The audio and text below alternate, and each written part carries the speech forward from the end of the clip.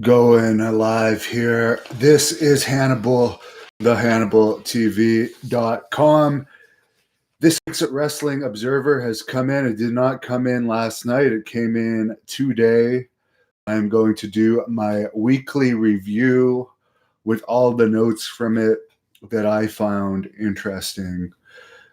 SmackDown is underperforming on Fox. They are supposed to be getting a 1.0 rating, but they have not been getting that. I think they've been getting around 0.7 lately, so they're not actually meeting expectations at this point.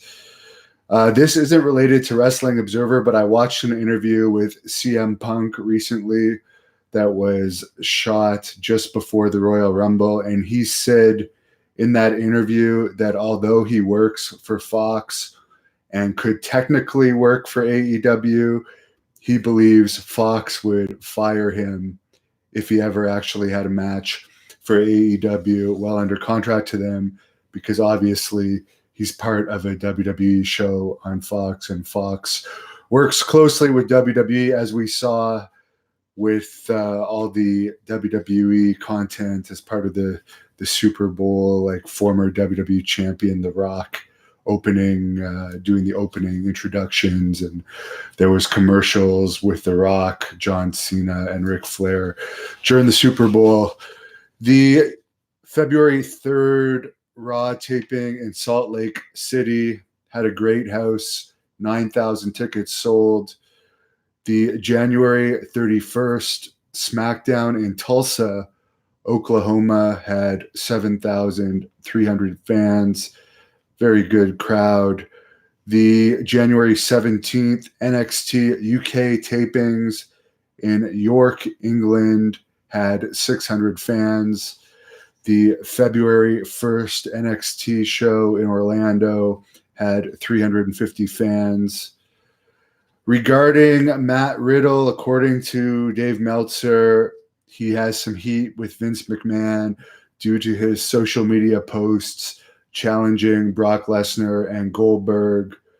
Vince apparently looks at Riddle as an outside guy and feels he's not respecting the hierarchy of the backstage in WWE with those type of posts. So I guess the heat with Riddle appears to be more legit than a work.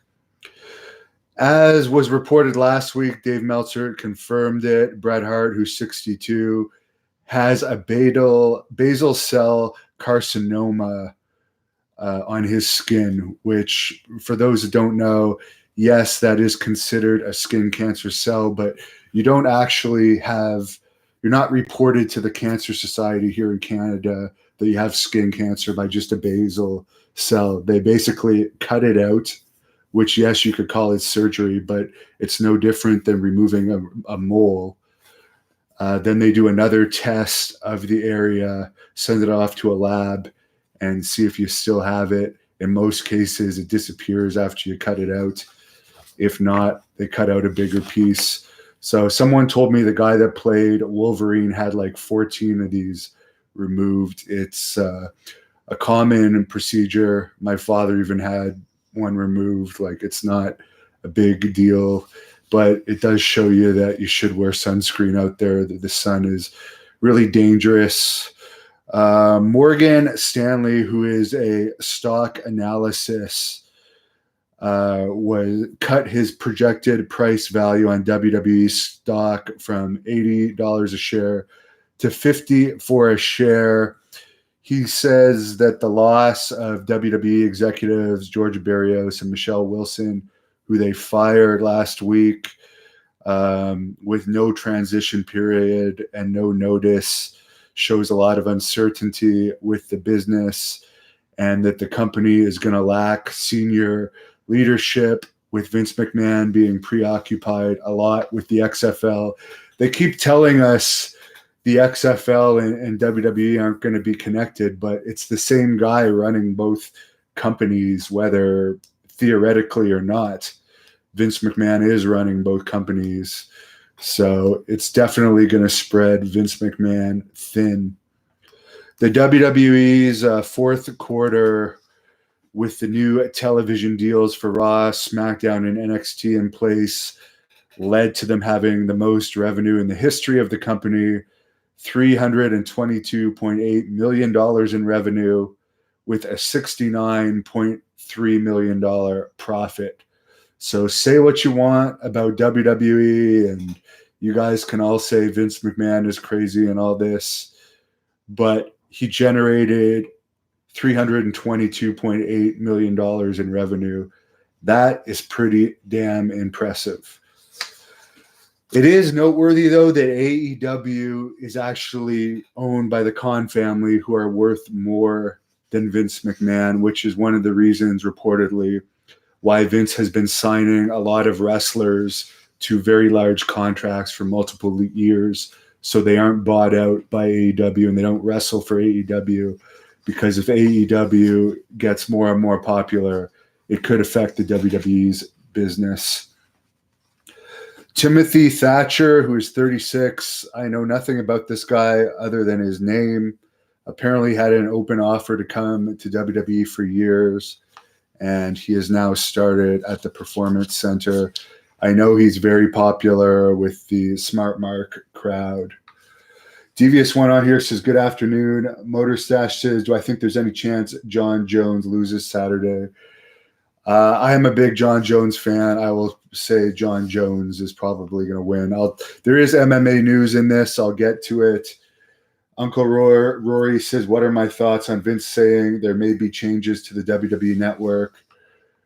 What would those changes be? Well, just to be clear on what those changes are might be, is the WrestleMania, Survivor Series, Royal Rumble, SummerSlam, those 4 pay-per-views might be sold to a streaming service like ESPN Plus for like a flat rate, so they wouldn't air on the network anymore. They would either be bought by a streaming service, or a company like Fox could buy those pay-per-views and air them free on Fox, for instance, which in theory, those would get a good rating for them, and it'd be like having the Super Bowl on TV. So those are the changes. There'd be less content on there. I have never had the WWE network. I only have Netflix, and I watch YouTube a lot. I'm a big supporter of YouTube. It's the best job I ever had, by the way. Thank you, YouTube. I would never spend whatever it is on the WWE network, because I'm not a fan of WWE and all the good documentaries and so forth. People eventually post on YouTube or other places where other people send me private links. So I watch it one way or another without having to pay the fee. I have no interest in watching their weekly shows. Rusev apparently has been off television due to a contract dispute with WWE. I do know that they re-signed Lana, as my phone rings, but that's annoying. I should have left it in the other room. They re-signed Lana, but apparently they haven't re-signed Rusev yet. Of course, he was part of that big, bizarre angle there. A lot of people say WWE is still PG. I think that whole angle with Rusev and Lana just shows you that it wasn't PG. Although the wedding angle did get them a good rating, apparently, like the match on house shows hasn't really been getting much increase in house show attendance. And it wasn't a success overall, other than for the wedding rating. I don't know if that helps Rusev's career, making him look like his wife is stolen. And even if it is a storyline to allow your wife to be made out with by another man, that really makes you less of a man, in my view. And I'm sure other people have similar views to me on that. So I actually have less respect for Rusev over that as a person. And not that I was ever a fan of his, but I care about watching him wrestle even less now, because I just don't have any respect for him. For whatever money they were paid, it sounds like he should have at least had his contract before he let them have his wife made out with by another man over and over and over again. That's just dumb, in my opinion.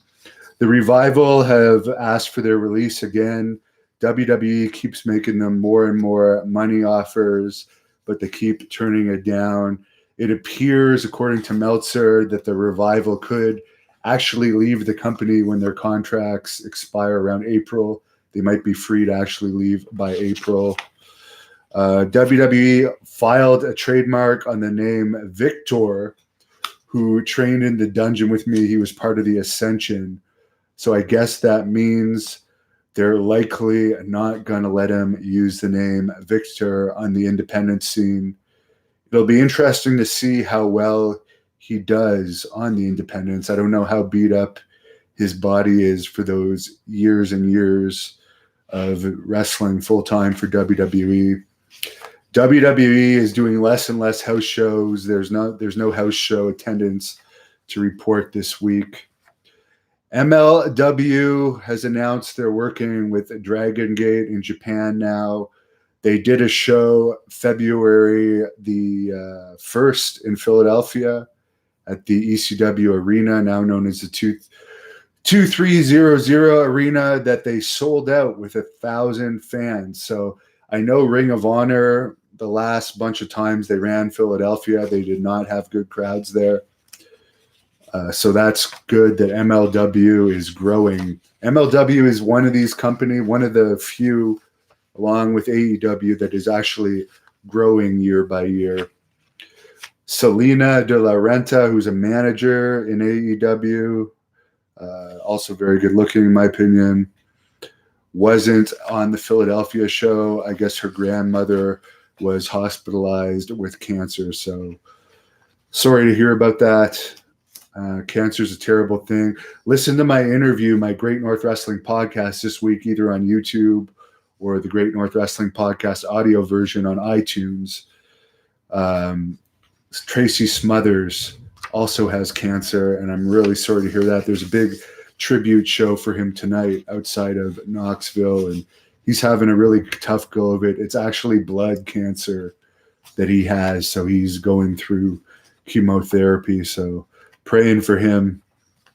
In AEW news, January 29th in Cleveland, they drew 4,800 fans for Dynamite. Very good crowd.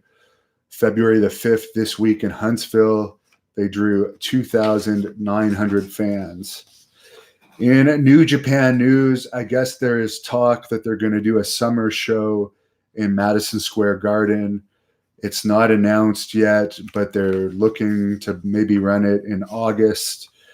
WWE has some pull there, so they might be trying to fight it and make sure it does not happen. So we'll see. It'll be interesting if they do go to Madison Square Garden. I know AEW hasn't been able to get in there yet. That would be a for sure sellout. Cover's MLW is on TV now. I believe it's been on TV for a couple of years now.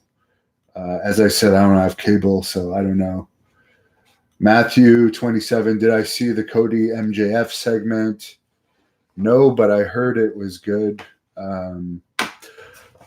I'm not a fan of little guys like MJF, so I just can't get into his stuff, but I don't have anything against him. I know there is people that like him, and I know Cody Rhodes has a big following, and that was a good angle. Nothing bad to say about that angle. I just not interested in watching it. From a wrestler's perspective, what am I hearing from other wrestlers in AEW about AEW? I've heard that it's the best place to work because it pays similar money, or in some cases more than WWE, and you only work one time a week. That's an awesome job. And by the way, a lot of people, Killer Cross, who is going to be starting with WWE soon, they announced he's signed, and they announced that he signed as Killer Cross. So I think they'll probably use that name. A lot of people were saying, oh, he should have gone to MLW or NWA. He did have a match on the MLW Philadelphia show, and apparently behind the scenes he was telling very negative stories about the horrible experience he had in Impact Wrestling. But for those saying he should have signed with NWA, they do 1, 2, maybe 3 days of taping in a row every 2 to 3 months, and they've only done this about 3 times. You're not wrestling full time for that company. And when they do those tapings, they're in front of crowds of about 200 fans. So why would anyone in their right mind choose that over WWE? And for MLW, yes, they are a great company, but they put on one show a month. Ted Hart had told me he was getting $500 from MLW for his matches for what that is worth. So $500 once a month times 12. That's how much he would have probably made in a year. So I know they're probably signing people to bigger contracts now. They recently signed Jacob Fatu again, who's a huge star. He's going to be on the PCW Ultra event March 27th, by the way, that I'll be covering. That's just outside of Los Angeles. Blood Hunter is wrestling Shane Douglas on that show. Marco Stunt and Luchasaurus are actually wrestling Joseph Samel and Jacob Fatu on that show. And there's a lot of big names. Alex Hammerstone from MLW is going to be on that event. It's going to be a huge event. So March 27th. Mark that down on your calendars if you live in the LA area. Back to the New Japan news. I got distracted there with the questions. Meltzer says their most recent U.S. tour was a huge disappointment as far as size of the crowds were concerned, although the matches were very good. Nashville, I guess, was especially disappointing as New Japan only drew 400 fans in Nashville. And you have to imagine they probably rounded up for that. So Meltzer says that was one of the lowest crowds in the history of New Japan Pro Wrestling, in recent history anyways. They also had a show at Korakuen Hall, however you pronounce it, the famous hall in Tokyo, on February the 4th that only drew 1,123 fans. In CMLL news, Mystico is going to be out 2 to 3 months after surgery to remove loose screws in his leg. That injury happened while a car hit him while he was riding his motorcycle in 2014. In AAA news, Jose Alvarado Jr., who wrestles as Maximo Sexy, suffered a heart scare on January 30th. He's 39. It looks like he's going to be okay. I'm not saying this guy takes anything, but I've been told by a lot of wrestlers, including Juventud Guerrera, that cocaine is very common with Mexican wrestlers. So you hear a lot of them having heart issues. I would suspect that maybe some of that might have to do with that being so common in Mexico. I'm not saying this guy did it, but there's also, I do have some friends in WWE, and they've told me that the rumors backstage is Charlotte Flair's boyfriend there, her fiance, that recently supposedly, well, according to reports, he failed the wellness test, and the rumor backstage is that may have been due to cocaine. That's just hearsay, but WWE hasn't announced what it's exactly for. We know that they allow testosterone therapy in WWE. Now, everyone tells me testosterone isn't steroids. As far as I know, I guess if it's prescribed by a doctor, I guess they don't consider it steroids. But back in the day, I always thought testosterone was steroids. From everything I've read, I mean, isn't Dianabol a form of testosterone, which is something that Arnold Schwarzenegger was reported to take a lot? Billy Graham, I know, took a lot of testosterone. So maybe you could say that Billy Graham was not on steroids if you don't consider testosterone steroids. I'm no expert on steroids, but I'm a little confused by all that. But I do know if it's prescribed by a doctor, apparently they allow it. In deaths, there's only one death this week, thank God.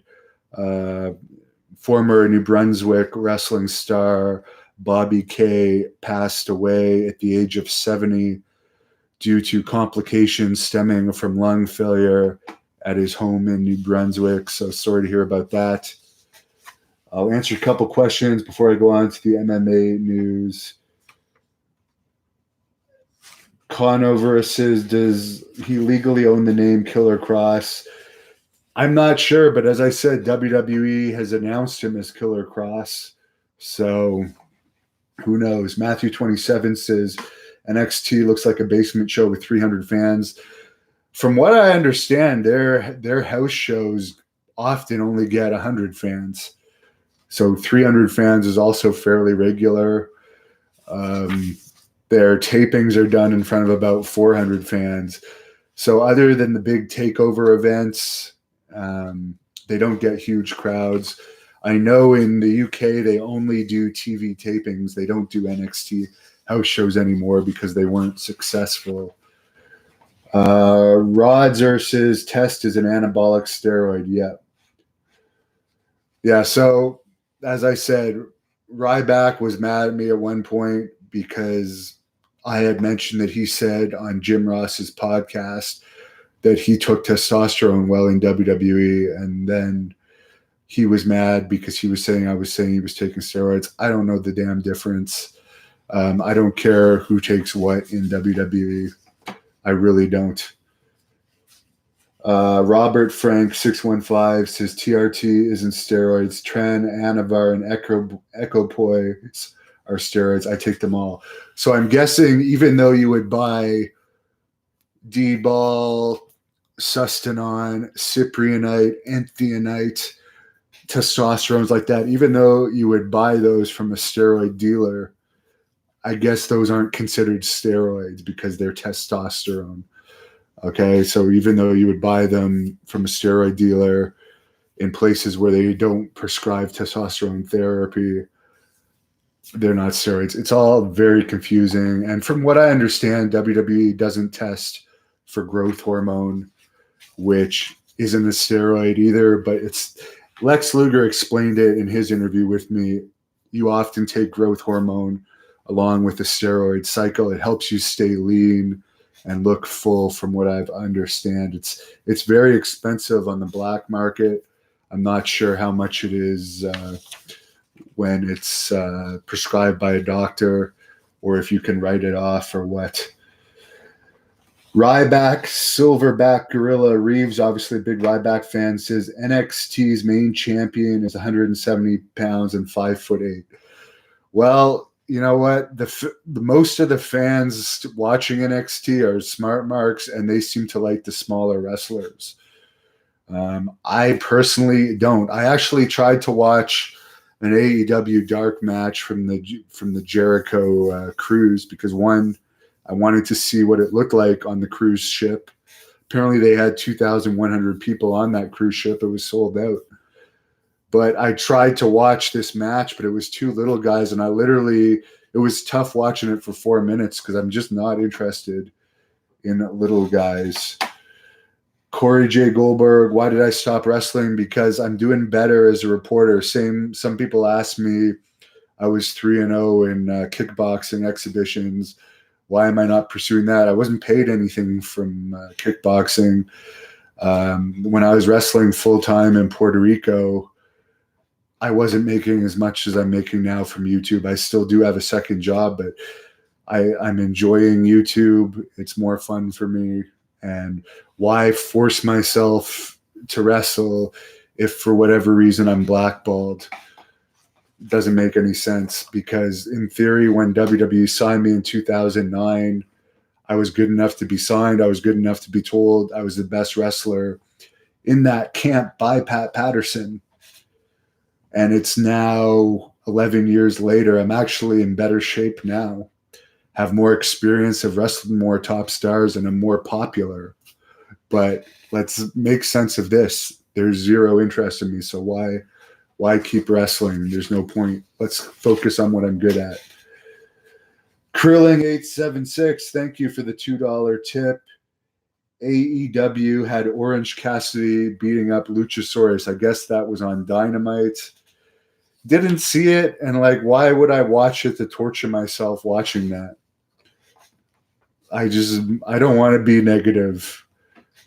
So I'll just try and report on figures. I honestly don't want to be negative. I do find the backstage stuff interesting. People, I couldn't remember Drew McIntyre's name the other night, and someone's like, "You have no authority to be reporting on the news. You don't know Drew McIntyre's name." Drew McIntyre, the Scottish idiot that talks like this that nobody can fucking understand. But yeah, because I don't know his name, I have no like business reporting on wrestling. I'm still interested in the behind the scenes stuff. I've been involved in professional wrestling since 2001. If I don't have any interest in a guy I can't understand and was a jobber most of his time in WWE and is a boring wrestler, that doesn't mean I have no business reporting. I've done about 150 extended career interviews with wrestlers and probably 20 now with MMA legends. So I think I have pretty good authority. I've promoted over 200 events in my career. Great North Wrestling is having its 13th anniversary show August 8th in Ottawa, featuring Ted Hart versus the Blood Hunter. Tickets at ticketweb.ca. More event info at thehannibaltv.com. How many of these, let's say, Wrestle Talk people or Brian Zane, who I like, how many events have they promoted in their life? How many shoot interviews have they conducted? How many matches have they had? I had over 1,000 matches as a wrestler. I wrestled for WWE. I had matches for them. I wrestled for Deep South Wrestling. I wrestled in the UK. I wrestled all over Canada, many parts of the US, Puerto Rico, the Dominican Republic. How many other reporters have that kind of a background? So for the people saying that, fuck you. Back to the UFC news. UFC 246, January 18th, T-Mobile Arena in Las Vegas had 16,678 paid, 17,795 in the building, a gate of $11,087,629.33. That fight, McGregor versus Cerrone, is the first fight in history that did more than 1 million pay-per-view buys. Crazy.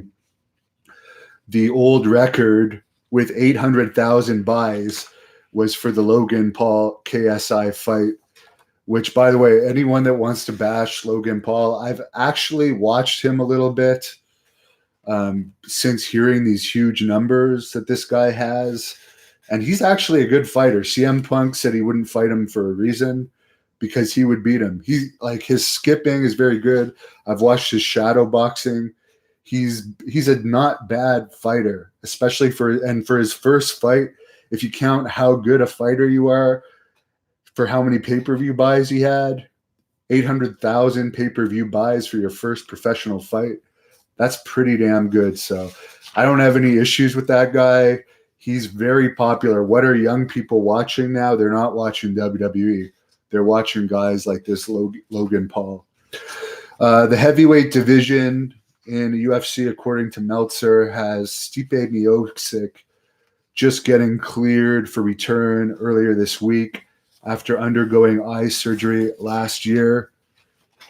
He said through his manager that he doesn't intend to return until he knows if he'll suffer any vision issues from continuing fighting or not.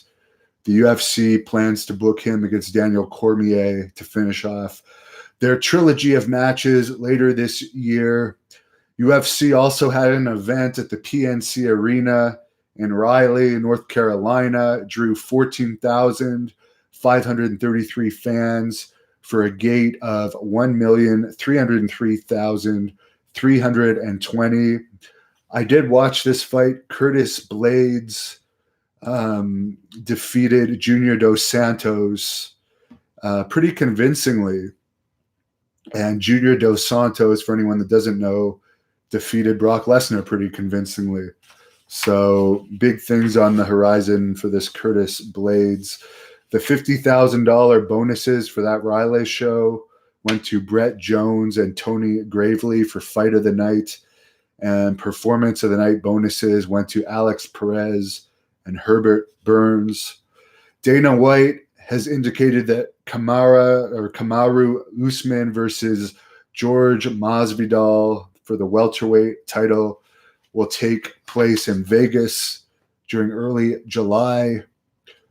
This is interesting. For NCAA wrestling, right now between March 19th and March 21st in Minneapolis, they are expecting over 40,000 people paid for all 6 nights of the tournament.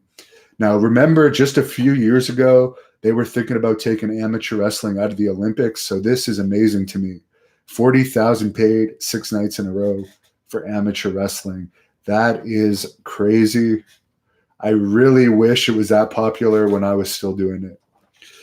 In Bellator news, the Bloody Elbow had a story about Bellator's finances that are a lot like wrestling. They're declining in popularity, but actually making more money. They use the example that in 2015, Bellator had 14.1 million in revenue and actually lost 17.3 million that year, while averaging 740,000 viewers when they were airing on Spike. Okay, so that was back in 2015. This past year, they had 80 million in revenue, 8 million in profits. They actually profited, and 324,000 average viewers. So viewership has gone down in Bellator, just like wrestling, but they're actually more profitable than they were when they had higher viewership. They're actually losing money when they had higher viewership. So that's interesting. Motor Stash says the Logan pay-per-view was only $10. Well, 10 times 800,000. Somebody do the math on that. 10 times 8 is 80. So what's that? That's still a pretty damn high number, in my opinion.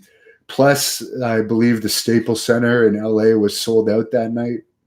And before bonuses, Logan Paul and KSI got paid $900,000 each for their very first professional fights. So you guys can say that's bad all you want. That's more than CM Punk made for his UFC fights, which supposedly was around 500,000.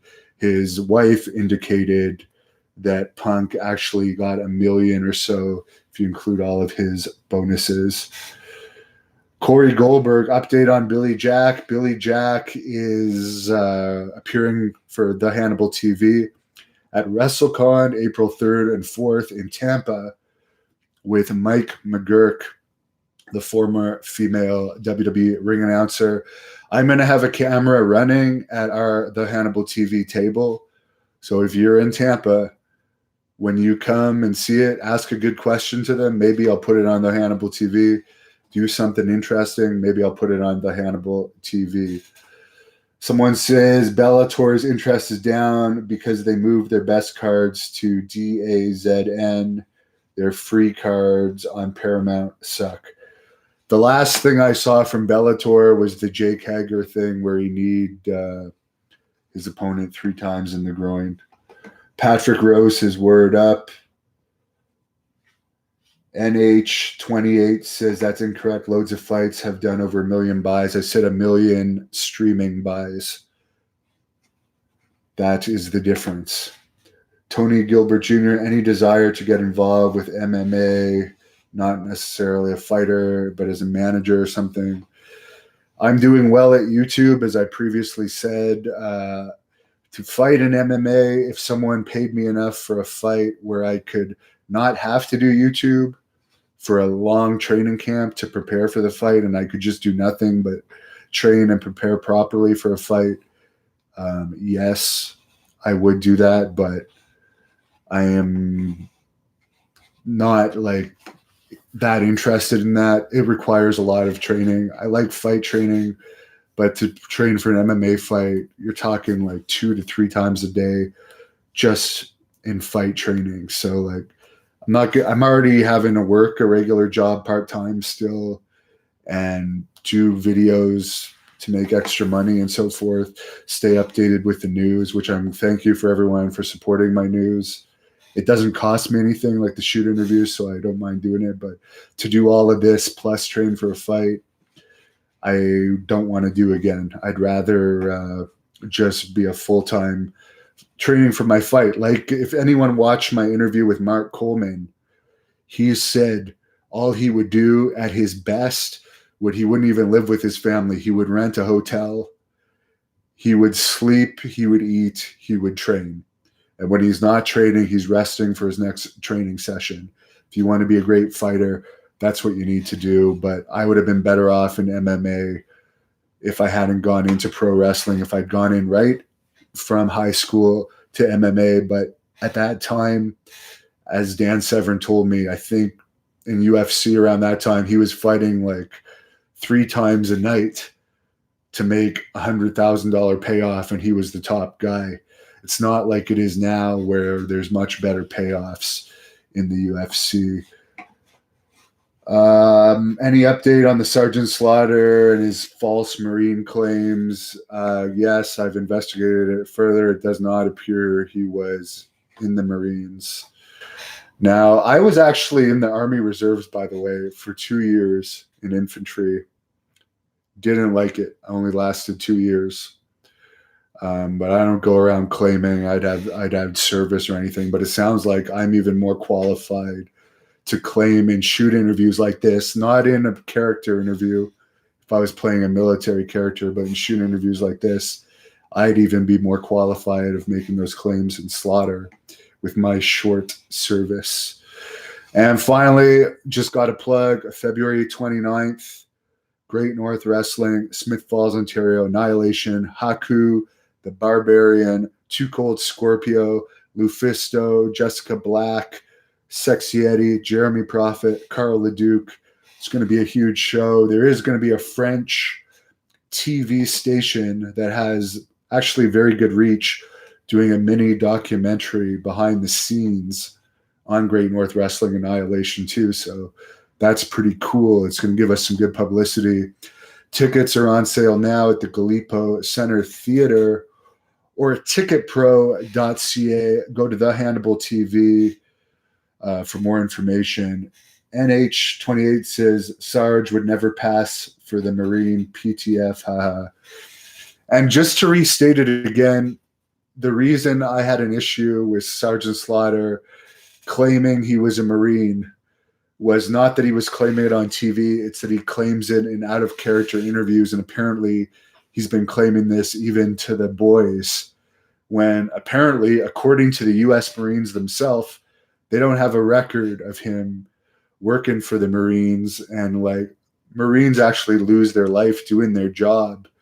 I have a lot of respect for anyone that's actually fought for it. Like if you're a U.S. Marine, I'm sorry, like you may as well be fighting for Canada because you guys have a strong military, much stronger than us. So you actually help protect Canada. So you help protect us. So I have a lot of respect for Marines, and someone claiming in out of character interviews that they actually had service in Vietnam when they didn't. That is fucking sad. I'm so sorry about that, but that's fucking sad. Rational Pregamist just tipped me $2. Thanks a lot. Appreciate it. I'll end it at that. Subscribe to this channel and follow us on Twitter and Instagram at the Hannibal TV.